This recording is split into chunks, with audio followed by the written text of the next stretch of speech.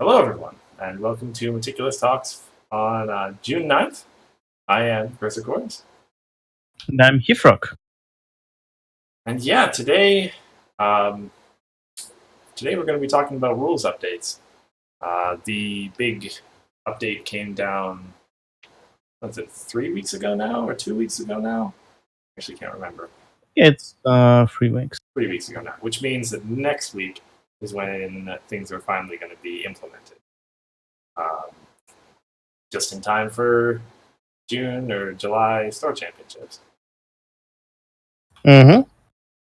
And so, in light of that, we thought it'd be a good time to remind everyone about it. I'm pretty sure Commentators Magic talked about most of this in their stream 2 weeks ago or a week ago or whatever. But we should remind everyone because I might have forgotten in that time. And we all have our own opinions on everything anyway, so good to get those out there. Yep. So, should we talk about the rules or the SCR first? Let's start with the rules. We're basically just Okay. going to go down the list on the game update we were given, so rules are on top. And the great thing about the rules is that a dedicated fan so helpfully provided a diff that we can work through. I don't know who that might be. Alrighty. So, Hivrock and I are both programmers, so this makes sense to us, but I'll just say it for everybody else. The text on the left is the old version, and on the right is the new version with things added and taken away. Anything in green is new, anything in red's gone. And we can just go from the start. So, Yeah. right up at the top is the new 104.4, the rule that's put in essentially to block the 104.3 combo deck and what's old is new again and hoity-toity shenanigans. So if there's a modifier that is going to banish everything that leaves play instead of then going to the discard pile, uniqueness can still work, essentially. Yeah. Basically, to ensure that things that need to be banished are still banished. Mm-hmm. Which disables a couple of combo decks that were based on that. Unfortunately, this rule introduces some problems that are currently present. So the first thing is it's quite narrow. It's very specific on what it's trying to prevent. So if something else is dismissed by the game for some other reason other than uniqueness, that will still be like that unintuitive interaction that it will still go into discard pile. For instance, a resource played on the friend is on the frightened friend will be dismissed by the game during pre-priority processing, and it will still be put into a discard pile even if you have like hoity-toity in play. So you could play around that, and there's things you can do with that. Mm-hmm. That's actually one of those weird things that I know some people just say that you can't play resources on frightened friends. Well, technically you can. They just go away immediately. Yeah. Which can be useful if those resources do something when they enter play. Heard of other ring fans. Possibly. But in any event, I believe the rules team is aware of this issue, and this specific interaction will also be fixed in the next iteration. But another issue with this rule is that now that things are not actually they can be the things done by the game can be replaced. You have cards like High Noon or Premier AJ Main, which replace the dismissal with something else. For instance, putting into your hand, and you can do fun stuff with that too. Mm-hmm. Like if I say I'll play a uniqueness violating card and I resolve the uniqueness, the other card will go into my hand instead. And this is basically the same as having hoity-toity in play, right? Because I could just replay it again. So I don't know how the rules will be updated for that thing, or even if they will be. But that's a thing that exists, and that's why I don't like very specific rules. That's fair to say. Yeah, you bring up the Applejack point just to make it clear. That one throws cards that get dismissed to the top of your deck rather than which is less bad, but still. I mean, there are ways to just draw that right away without even. There's a Celestia that draws you cards when you play friends, or just cards, I don't remember. Oh. So you can just draw them back. Yeah, that actually works, doesn't it? It does work. It's quite AT expensive, but I mean, we're talking combos here. You need AT is well, it's a consideration, but it's less of a consideration. Yeah, I'm just saying that like the combo does actually exist that works on that. I know that because I built it, but the thing is, I don't think it's like very good. We just don't have enough cards yet that would support it. Mm-hmm. But that's the thing, like more cards might be released in the future that will support this, and that's a thing to consider. Mm-hmm. Like, is it? I guess the big question is, in your mind, is it better than 104.3 or worse? Like, if this rule was put in place to block a combo and ended up creating a more viable one, I don't know. Like, I think this situation in the whole, like, something that should be addressed and not like patched up like this. Right. And I have no idea how to resolve it. Like, I know some people say, like, don't tell me about problems, tell me about solutions. And I don't really know how to fix this. Like, there's nothing to propose for me. So. Mm-hmm. And there is value in identifying the problem if it can simply be a design constraint that we care about in the future. Mm-hmm. Because as you say, it might not be so bad now, so long as the designers and the testers know that they should be avoiding stuff that can replace cards getting dismissed, essentially, or being very careful about those interactions. Yeah, thankfully Hainun says by an opponent. Makes fix harder for combo decks since you can't force your opponent to do anything, but still.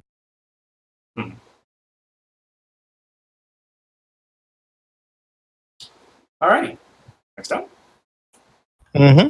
Go down the list here. We have some textual changes. Next up, the next real change is the problems can't go to discard piles thing.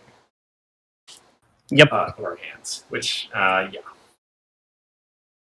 So, yeah, this is more uniqueness, wrecking our plans with the rules. So, before, this is basically an update for the new Silver Stream card, which puts a new problem into play as a dilemma. So, the problem with that is that you might actually end up with multiple problems with the same name in play. And there's this one card that makes all of the cards unique, which will create a uniqueness violation, which you must resolve by putting one of the cards into discard pile by the game. And this rule, and what that does is that you will end up with a problem in your discard pile, which is not what you should have in the game. So this rule fixes it, and it's kind of a complement for 104.4, because this rule now can exist thanks to that rule. And what it does is that if you would have put a problem into your discard pile, you just put it back in the bottom of your deck instead. So pretty easy fix and quite straightforward. Essentially codifies what I assume most people would do given the circumstances. Anyway. Although it's important to point out that for anyone who didn't know, Trailblazer will do that with problems. I mean, I assume most people knew that by now, but just in case.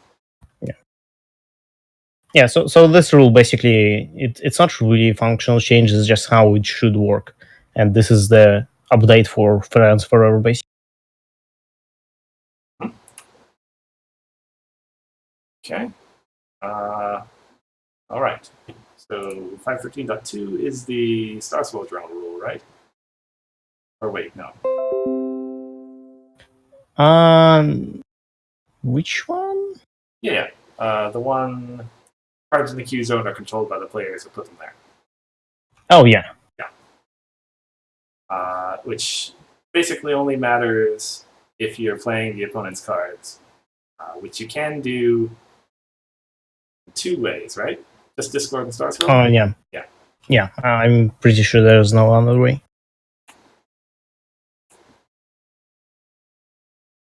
So before, basically, we had this Discord, which I believe it was banishing cards or something like at the start of the turn. I don't remember what exactly he does. But when you defeat him, you may play the banished cards, I think, or one card. Yeah, it's, let me see here. Banish cards at the start of turn or start of troublemaker favors, something. And yeah, the player who defeats them gets to play the cards, ignoring color requirements.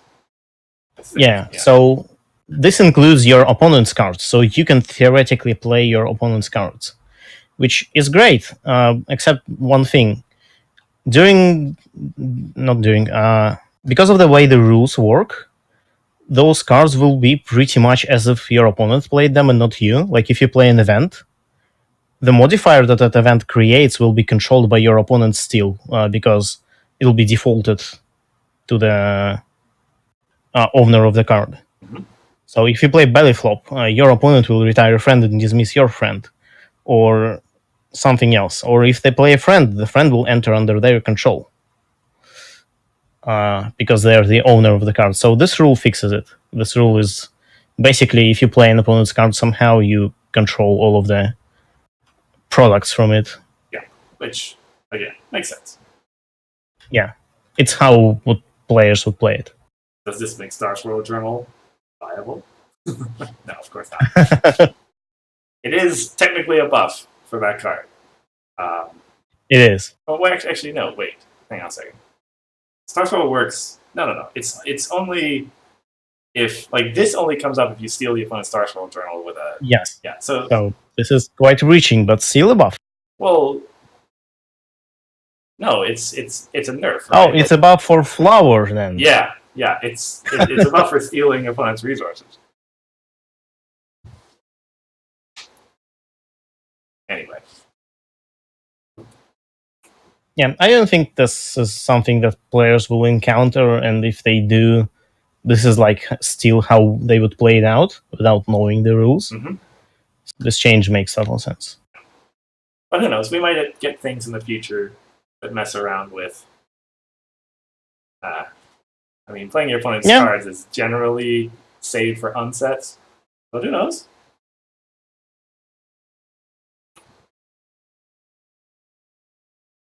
Every one of these little codifications, in theory, opens up a little bit of design space, possibly. Because now we know how these interactions work, and we can potentially explore them a little bit deeper.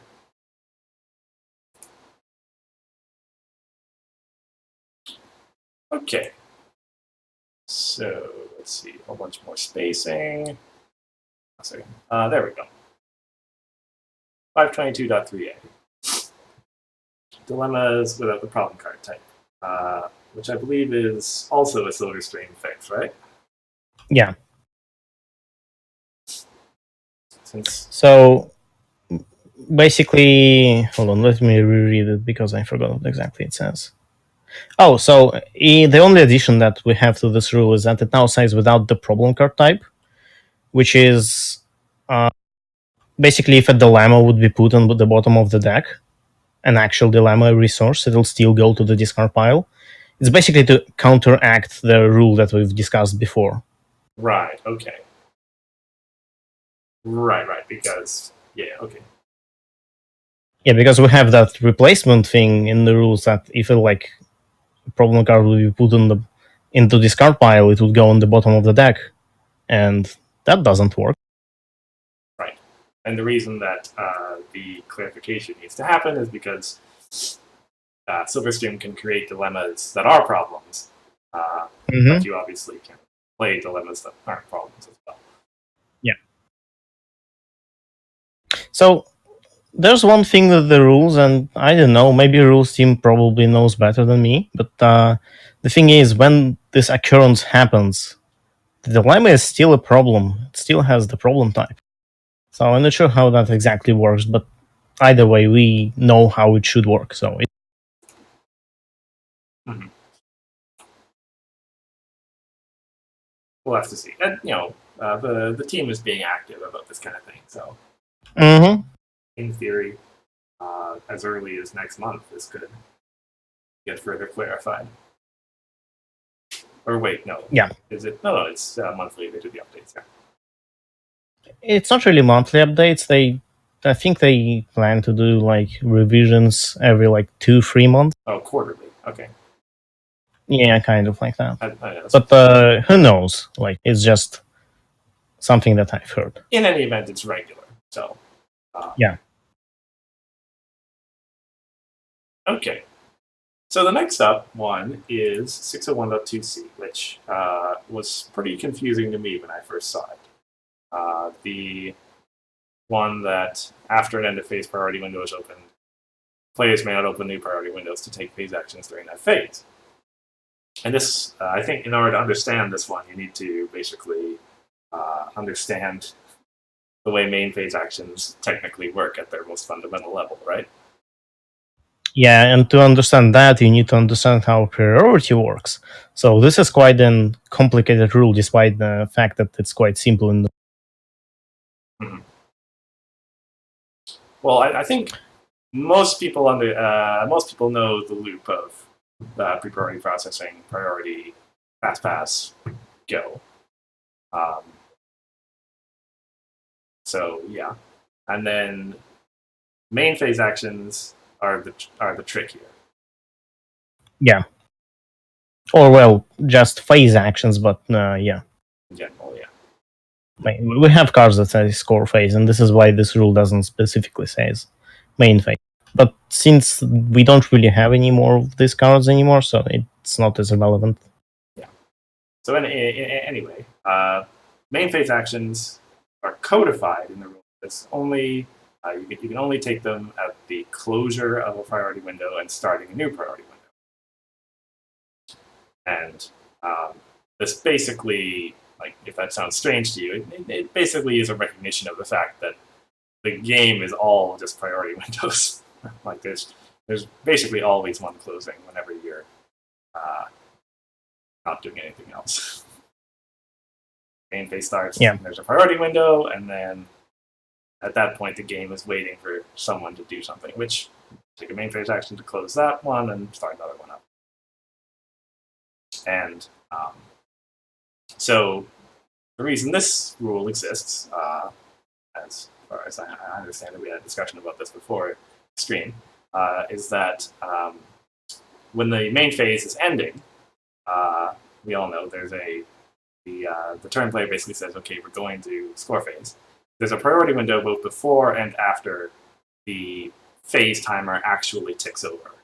Or, no, it's not a timer, it's a whatever. The border. Yeah. And so in that first priority window, players can take immediate, etc. And then as it closes, under the old rules, we're still technically in main phase, so the turn player could take a main phase action. And then we would have to go again, basically, through the whole process. And so this exists essentially so that when the turn player says we're going to score phase, he can't take it back by then doing a main phase action. Yeah, you can't take any more main phase actions, even though you're still technically in main.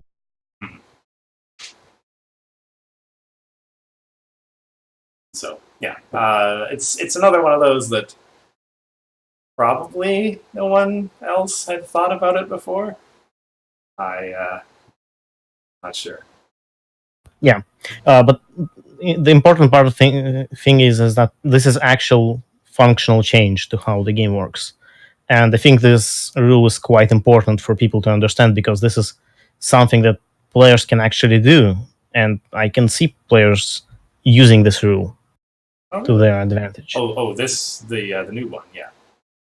Yeah, the new one. Mm-hmm. So I think this rule and 104.4 is the two functional changes, and they're both quite important. And the rest are just clarifications.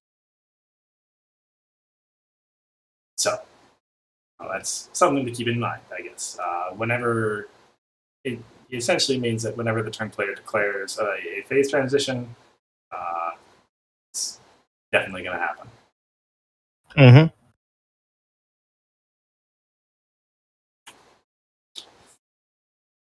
Alrighty.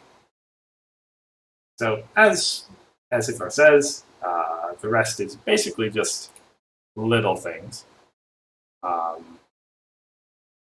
Next up down in terms of actual text changes is the card that allows you to do immediate stuff during main phase, even if there's an EA out. Yeah.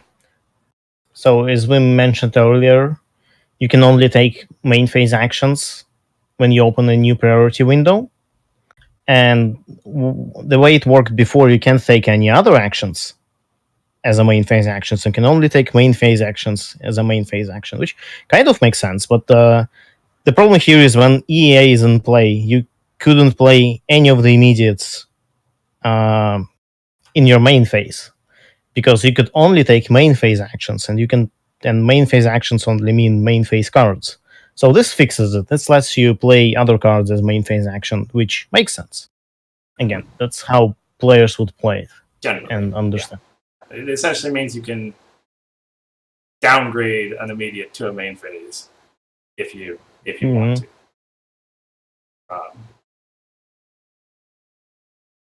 And again, as you say, this is basically how people were playing it before.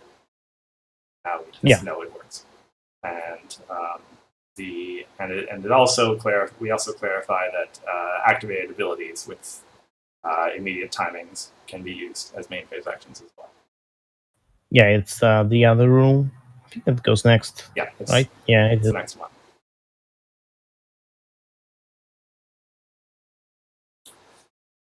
Okay. Well, okay. I mean, you said there wasn't any important one. This one about cost modifiers is actually pretty important as well. Yeah, but the thing is, this is how players would play it anyway, I think. Well, yeah. I mean, so it basically says that you can do it the way that works out best for you. Yeah.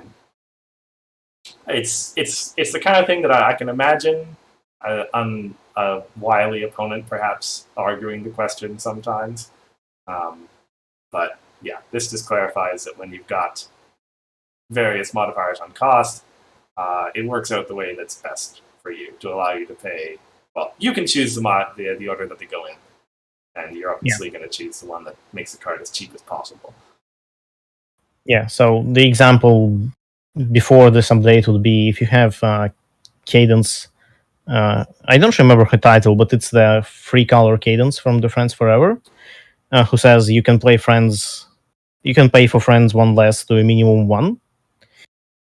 Even if you have some other modifiers that reduce the cost of your friends, like exhausted field erasers, you wouldn't be able to play one cost friend for 0, for instance, because Cadence would still do her like cap to a minimum 1 because of the way modifiers are applied, which is an entirely different topic. I'm not going to go too deep into it.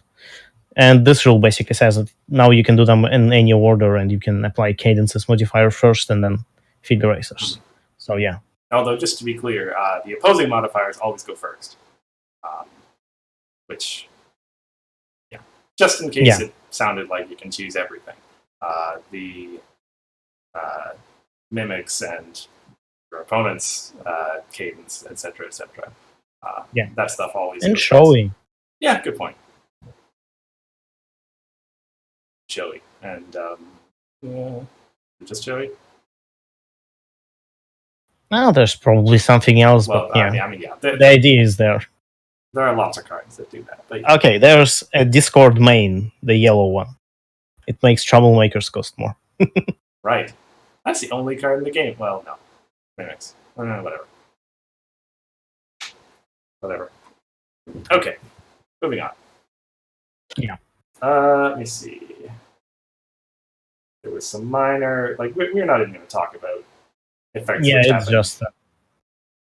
it's now a separate rule instead of the thing, which makes more sense.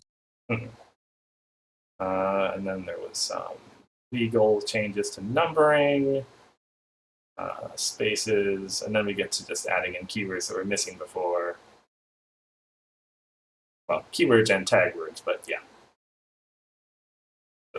Yeah. I think that's the entire rules update. That's the rules update, yeah. So, as you said, mostly just clarifying things to exist the way people assume they would exist anyway, except for the hammer on 104.3 and the phase issue, essentially. Mm-hmm. But rules updates weren't the only thing that changed. We also had a number of errata. One that was functional, and the others are just clarifications, I think. Yeah. Mm-hmm. I mean, the star scroll thing is technically functional. Yeah. I mean, it's functional the same way that the Star Scroll Journal thing was before. That's technically the way it worked, but most people wouldn't have assumed that. So anyway, the way that I've got this set up is I've got the Ponyhead original text on the left and the OCR on the right, so we can compare every card. And so we're just going to go through the list, and we're starting out with Star Scroll Research, which has been clarified that it always goes to the top of its owner's deck rather than the player who's playing it again for the situation where you play your opponent's Star Scroll Research. Yeah, so it doesn't go on top of your deck if you don't own the card. Mm-hmm. Which is the way it should work, is just, not much to say here, really. Well, yeah, this is the sort of situation that I can imagine people actually being confused about, where, again, in the obscure situation where it does come up that your opponent was playing Star Scroll Journal and you were playing Mistbane's Flower, and you actually managed to play your opponent's card that way. Yeah, I can imagine this actually would have been somewhat confusing. So good to have it clarified. Yeah. Would it count as a marked card in your deck, since it would have a different sleeve? Well, yeah. If it does actually have a different sleeve, then it's marked. Yeah. If you're playing Bear, then in theory it looks just like all the other cards. But yeah, another thing to note that there are other cards similar to Star Scroll Research, like Visions of the Future, which still have the your wording, but it's all will be updated. So it's okay. Yeah, someone's just going to sweep through and purge out all the bad stuff. Mm-hmm. Alrighty. Okay, next up was Great and Powerful Assistant, which clarifies that the event that you play off of her effect only goes to the discard, only gets banished if it would have gone to the discard pile, which is basically for Star Scroll Research again and similar effects. Yep. Otherwise, under the original ruling, you would play Star Scroll Research, it would go to the top of your deck. Wait, would it go to the top of your deck and then get banished, or would it just get banished right away? Either way. It would get banished. Okay. Right away, I think. I'm not sure. Doesn't matter. It doesn't matter. That's not how it works anymore anyway. Yeah, this is more consistent with Moondancer, which that's how Moondancer has a very similar effect to this, and this is just more consistency.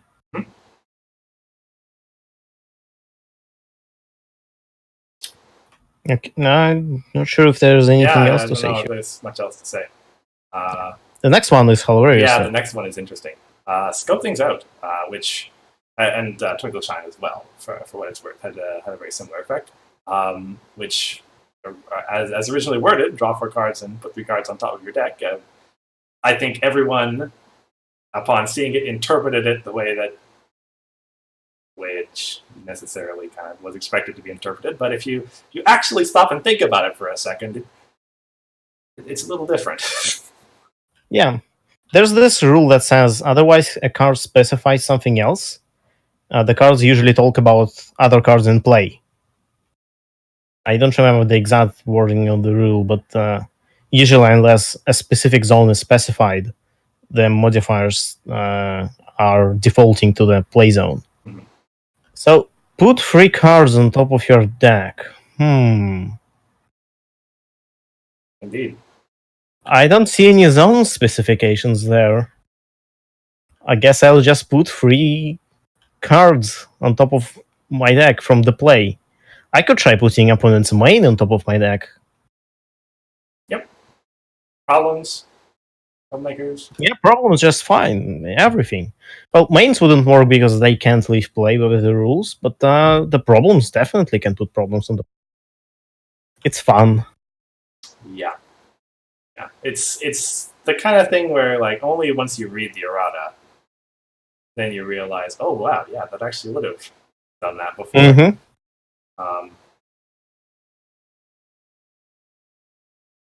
As stated, nobody. Well, you said that some people had thought about it before, right?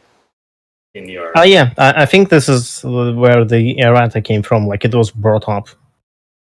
And it was like months ago.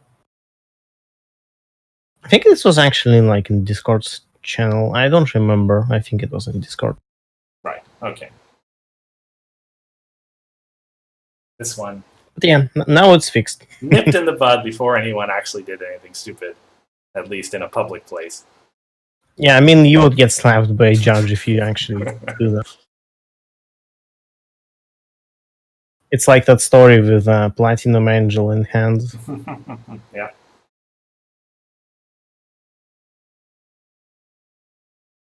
Okay. Yeah. So, oh yeah, Fluttershy was the other one. Small cosmetic change.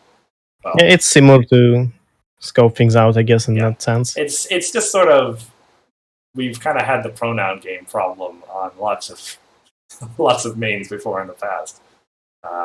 Turn it over as opposed to turn this card over, where the like which card that it is referring to is a little bit vague sometimes.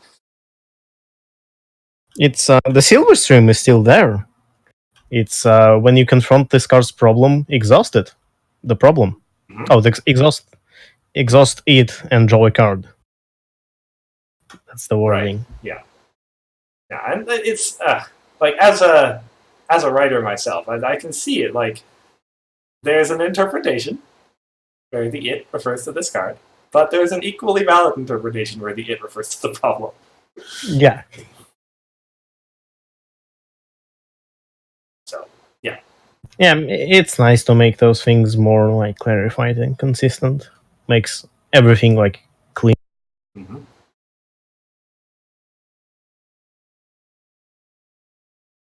Okay. Okay. Next up. Well, yeah, the last one is your. Well, I keep saying it's your, as you've explained to me a bunch of times. It was a collaborative idea, but it wasn't really. Huh? Like I just stumbled upon it, and then I told it, and like we were sitting in Mumble together when I told it, like, "Hey guys, wait a minute! This is how it works." And now it's gone. gone before its time. Yeah, so sad. But yeah, for anybody who hasn't heard of this yet, I assume everyone's been talking about it, or it's been discussed several times by us, and I'm sure Sim mentioned it on their stream. Under the original interpretation, or the original wording, Sunset's effect did not have a cost associated with it. And thus, if any part of the effect was replaced, it did not impact the ability of the effect to process, which meant that if Sunset couldn't leave play for some reason, you could still keep chucking the opponent's stuff onto their deck as long as you wanted to. Yeah, this is basically one-sided school shutdown with bats. You just put their entire board on top of their deck, which is great. Never got a chance to use. That's a shame. But yeah, as clarified in the new interpretation, her leaving play is the cost.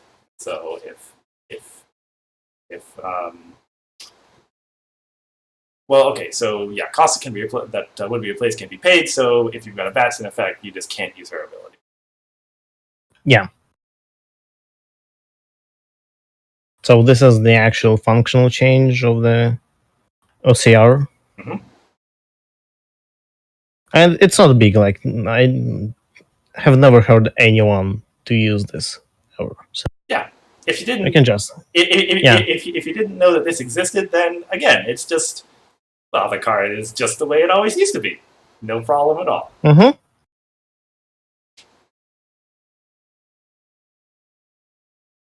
So I know there was some debate in certain circles on whether this was necessary. Did you ever get a final opinion on that, or what did you think? I not really like.